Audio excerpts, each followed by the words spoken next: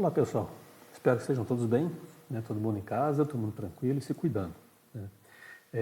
Hoje a nossa aula, nosso conteúdo será a respeito da modularização, né? O que se trata a modularização? É a famosa criação de funções, né? De rotinas, de subprogramas, enfim, né? Tudo isso.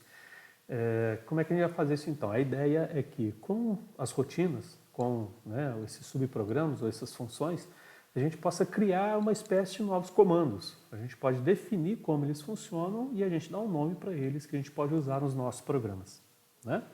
Na verdade, a gente já faz isso quando usa os comandos tradicionais que a gente precisa inserir uma biblioteca, certo? Alguém já criou, a gente pode usar e a gente agora pode começar a criar alguns nossos, tá certo? O que nós vamos fazer? Nós vamos acompanhar os slides, né, para a gente tentar explicar, visualizar, né, ver se a gente consegue acompanhar direitinho, assim, para tentar passar a ideia da coisa. E depois a gente faz também alguns exemplos, né, faz algumas implementações para a gente poder fixar um pouco a respeito. Tudo bem? Vamos lá então? Aqui está o nosso slide, né, nosso primeiro slide do arquivo. E aí nós vamos falar então sobre a modularização. A definição tem a ver com o que eu acabei de falar com vocês. É uma forma de eu codificar, né, criando módulos de códigos para poder acionar pelo programa quando eu precisar. Uma espécie de comando, né, que está falando aqui embaixo, e a gente cria então, vai dar um nome para a gente poder usar depois, tá certo? As bibliotecas já são, na verdade, uma coleção de comandos, uma coleção de rotinas criadas para a gente poder acionar durante o nosso programa. Aqui tenta, né, nessa imagem que está aqui do lado, vocês podem ver, o que acontece aí?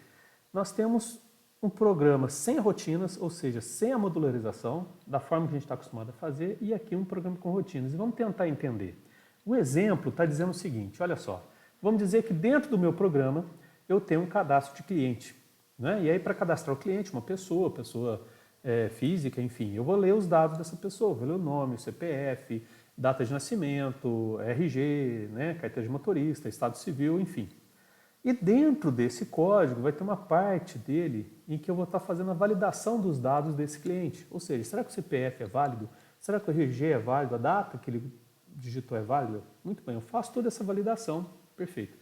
Embaixo eu tenho um outro pedaço do código em que eu faço o cadastro de funcionário. Quando eu for fazer a leitura dos dados do funcionário, eu vou precisar mais uma vez fazer a validação. Então vou verificar de novo, né? Será que o CPF é válido? Será que a data que ele digitou é válida? Será que o RG é válido? Carteira de motorista? Bom, mais adiante eu tenho lá o cadastro fornecedor, né? Leio os dados e também preciso validar esses dados, né? No caso, será que o CNPJ do fornecedor ou é pessoa física, o CPF, né? A data que ele digitou de nascimento, a data de cadastro, será que esses itens são válidos? Então você veja que eu tenho validação, né, em 3 pontos diferentes no meu programa, correto? O que eu posso fazer então?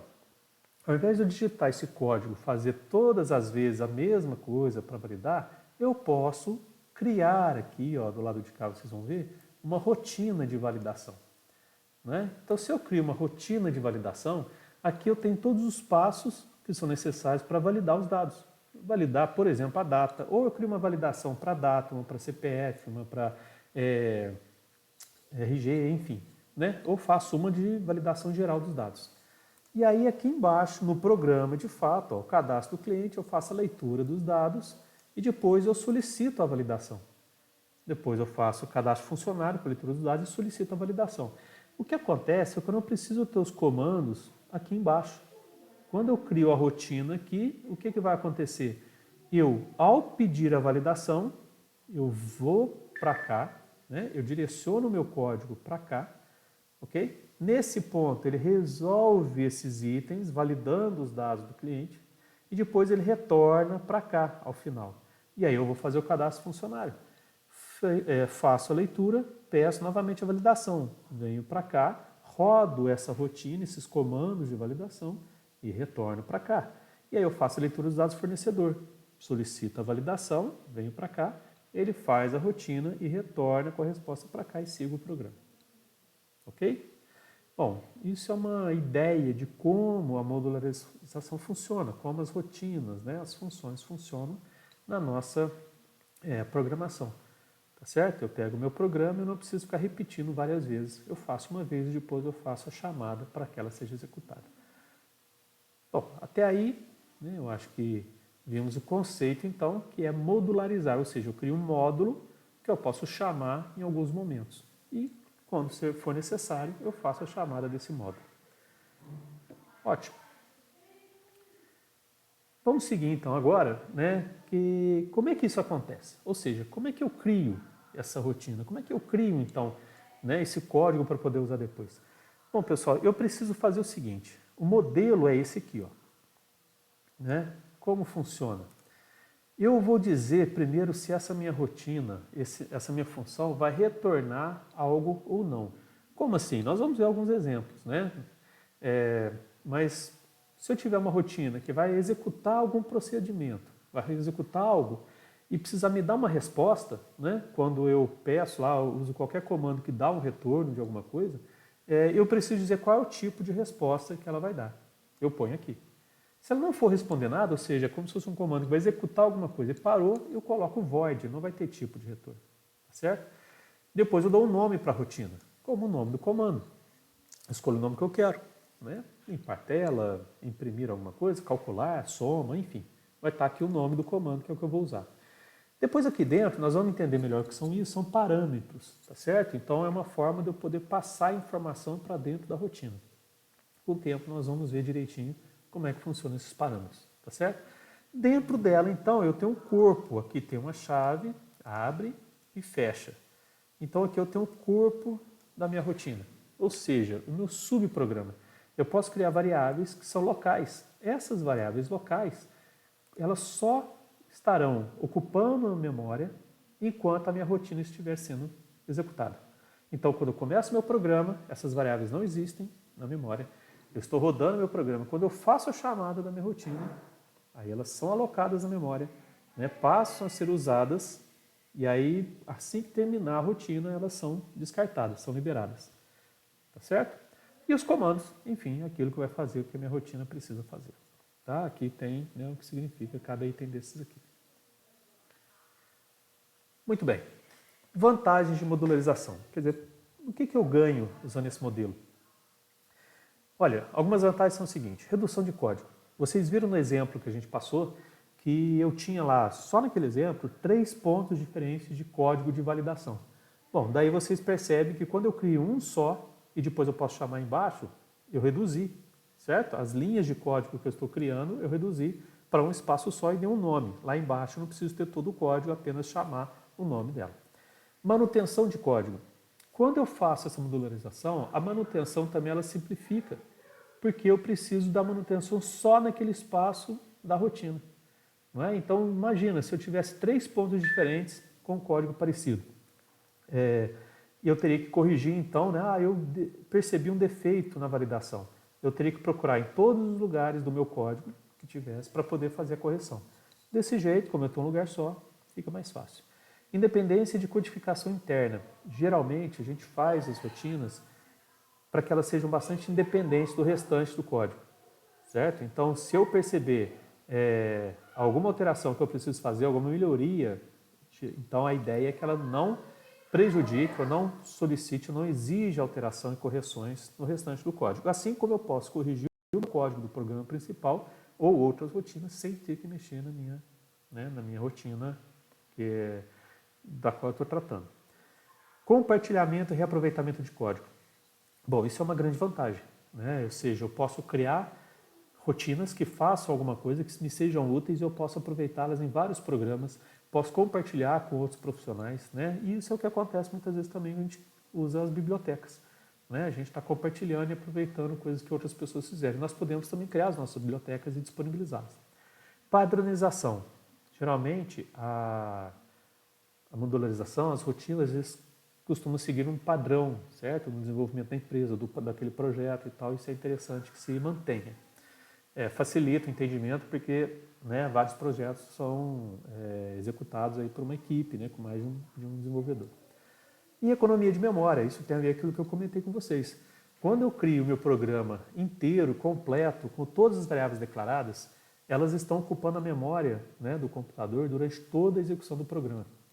Quando eu crio em módulos, quando eu crio rotinas, eu posso ter aquelas variáveis que são úteis apenas no momento da minha rotina, então eu crio como variáveis locais. quer dizer que essas variáveis não ocuparão memória durante todo o programa, né? Durante a execução do programa. Elas ocuparão só durante o momento em que a minha rotina for acionada. Quando eu faço isso com 1, 2, 3, 4, 5 rotinas diferentes, eu consigo particionar as minhas variáveis, né, de forma que não estarão todas ao mesmo tempo na memória. Aí eu abro uma rotina, uso aquelas variáveis, abro outra, uso também, mas vou fechando. Com isso eu consigo usar menos a memória, né, durante a execução do meu programa. Certinho? Aqui tem um exemplo, né, da modularização. Vejam aqui, ó, eu tenho que passar pelo programa, por exemplo, entrada de dados, validação do CPF, RG, data de nascimento, e-mail, sequência, né, do que eu tenho de comandos para fazer. Como é que eu posso representar isso? Eu posso ver, por exemplo, um módulo que trate da entrada de dados, posso ter uma rotina só para pegar os dados, uma outra rotina para validar o CPF, uma outra para validar a data de nascimento, uma outra para validar o RG e uma outra para validar o e-mail.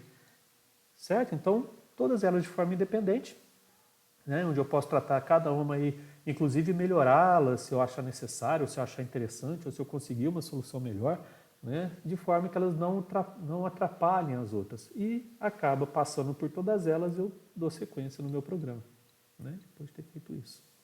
Beleza? Isso, né, é uma forma aí da gente visualizar, da gente enxergar o processo.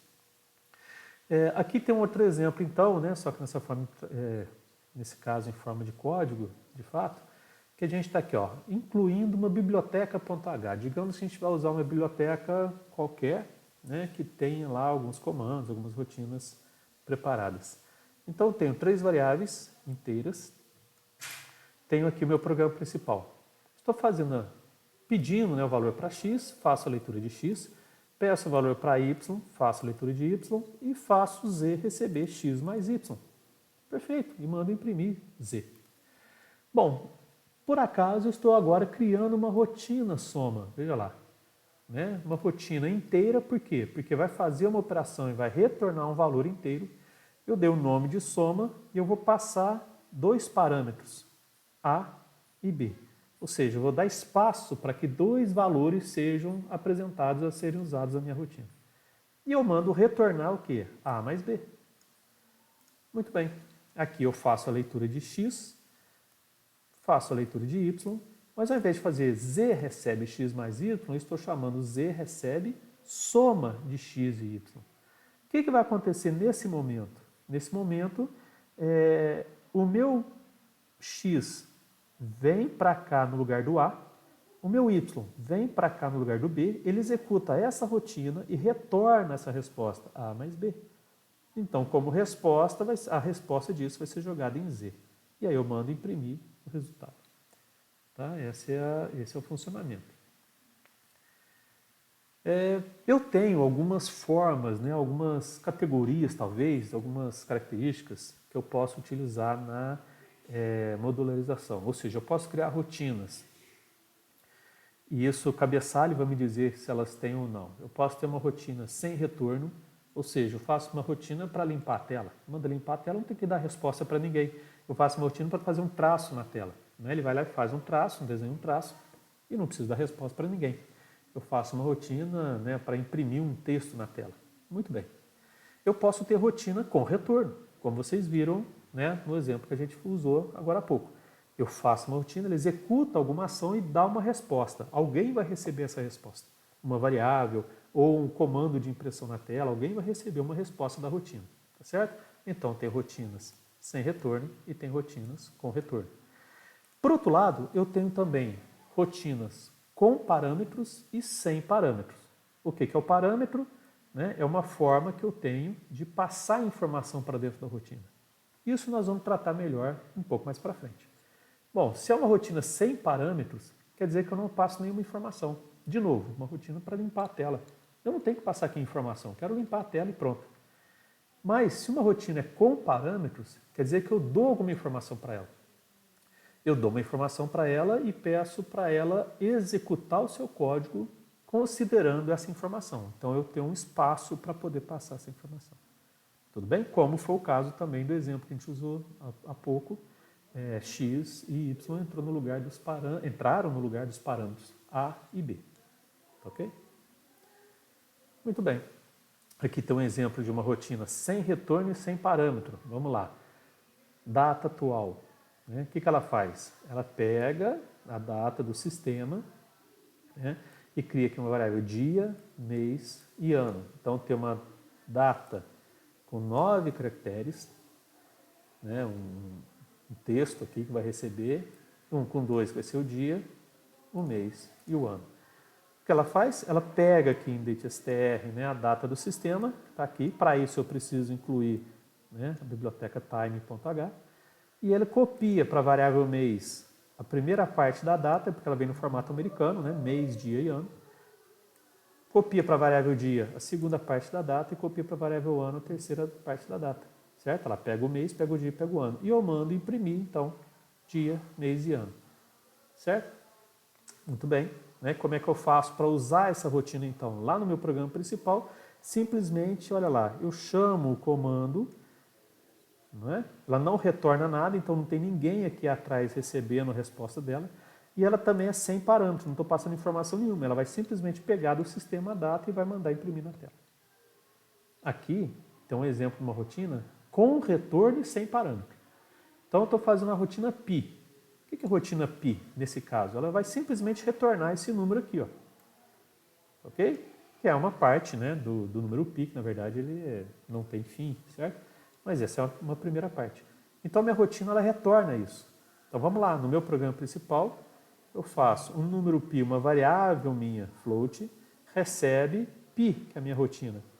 Tá? Então eu preciso dizer qual é o tipo dela, olha, float pi, porque ela vai retornar um valor float. Eu faço o número pi, que também é float, receber minha rotina. E aí eu mando imprimir. Na hora que eu mandar imprimir, né, ele vai mostrar o número pi na tela. Certo? Que eu retornou daqui. Aqui eu fiz uma variável número pi, que eu criei, receber a minha rotina pi, e aí ele pegou e mandou mostrar esse valor. Uma outra forma que eu posso fazer é o seguinte, eu posso mandar imprimir direto, olha, sem a variável número pi, eu posso mandar imprimir direto o quê? A minha rotina. Por quê? Essa rotina vai retornar um número. O número que for retornado vai entrar no lugar desse %.7f. Ok? Estão vendo aí? Né? Então tem duas formas. Crio uma variável, pego essa variável para receber o valor e imprimo a variável, ou pego diretamente o retorno, que é a resposta que vem na minha rotina, e mando mostrar aqui já com printf. Ele recebe isso já para jogar aqui nesse lugar. Ok? O próximo exemplo, sem retorno, mas com parâmetro. Então, por exemplo, eu quero fazer uma rotina chamada cabeçalho. Quero fazer um título lá, um cabeçalho na tela. E eu passo qual o título que eu quero. Tá? Estou passando como parâmetro qual o título que eu quero. De novo, pessoal, essa parte de passagem de parâmetros nós veremos melhor mais para frente. Tá? Crio aqui um i, que é um contador, faço um for, para quê? De 0 até menor que o tamanho desse título, né, eu vou mandar imprimir traços. Ok? Então, eu vou fazer um traço na tela, e aí vou pular uma linha, o /n, vou imprimir, olha só, o título, e embaixo vou fazer outro for, para quê? De 0 até menor que o tamanho do título mais 8, né, que aqui em cima também aqui, vou imprimir mais traços, certo? E depois eu pulo 2 linhas. Então, é só para fazer um cabeçalho, onde eu faço um traço em cima, né? Coloco aqui o título aqui dentro, ó, com alguns espaços antes e alguns espaços depois, certo? E depois faço mais traços embaixo. O que vai aparecer na tela? Uma caixa, né? Então fica um cabeçalho com uma caixa, tá? Aqui o texto, traços em cima, traços embaixo e 2 limitadores aí, né, do lado esquerdo e direito. Como é que eu chamo isso no programa principal? Assim, cabeçalho, linguagem de programação 2, por exemplo. O que vai aparecer? Vai aparecer um traço em cima, né? Aqui um traço do lado e alguns espaços, depois mais uns espaços, um limitador e um traço embaixo. Tá bom? Outro exemplo, rotina com retorno e com parâmetro. Aqui, em int calcula a idade. O que essa rotina faz? Eu vou passar esses parâmetros dn, mn, an, que seria o dia do nascimento, o mês do nascimento e o ano do nascimento. ela vai retornar int, ela vai retornar uma resposta. Então, eu calculo, vai ter uma variável idade, uma variável dia atual, mês atual, ano atual, né? E vou pegar, usar date str, lembra? Para poder pegar a data do sistema, a gente já viu isso. E um auxiliar.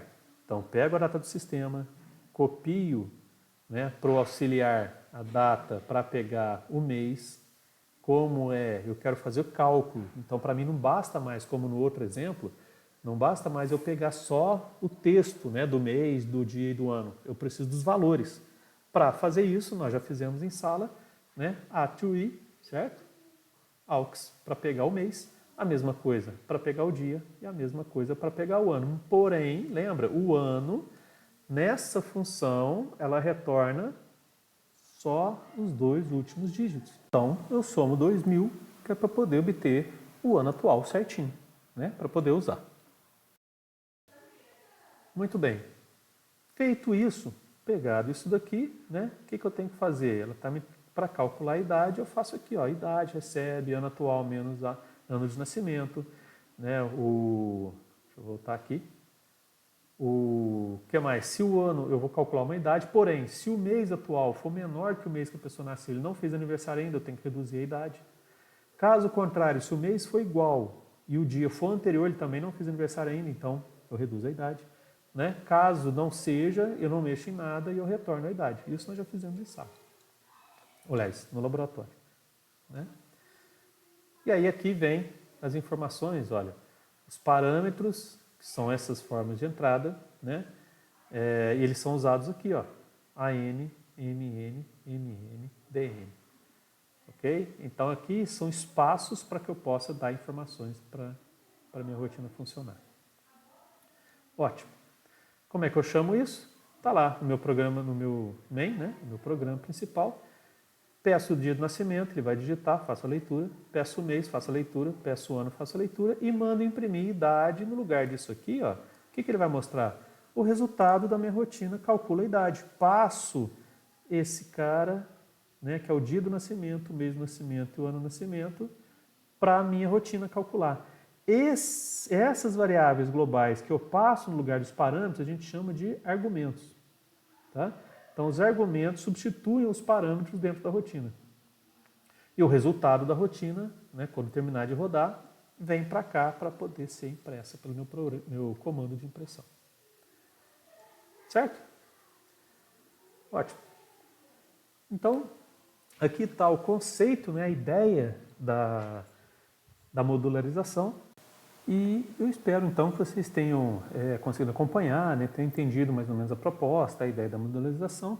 É claro que, né, o vídeo, assim, a apresentação não dá para a gente fazer no mesmo ritmo que estaria em laboratório, né, acompanhando, fazendo devagar, verificando. Vocês podem até ver que o vídeo ficou, né, um pouco extenso, mas a ideia era ter essa noção. Tudo bem? Espero assim, o que vocês podem fazer também, né? Pega o vídeo, vai vendo aos poucos, vai pausando, né? Vai parando, vai tentando fazer uns testes, olhando, tá certo? Para tentar compreender um pouco a ideia. Né? Trata-se ainda do conteúdo de revisão, né? Embora vocês estivessem tenham dito que estavam com dificuldade, mas vamos tentar acompanhar aos poucos agora, tá? Né? Mais para frente. E espero então que tenha dado para acompanhar, certo? No mais, então, um grande abraço aí e até o próximo vídeo.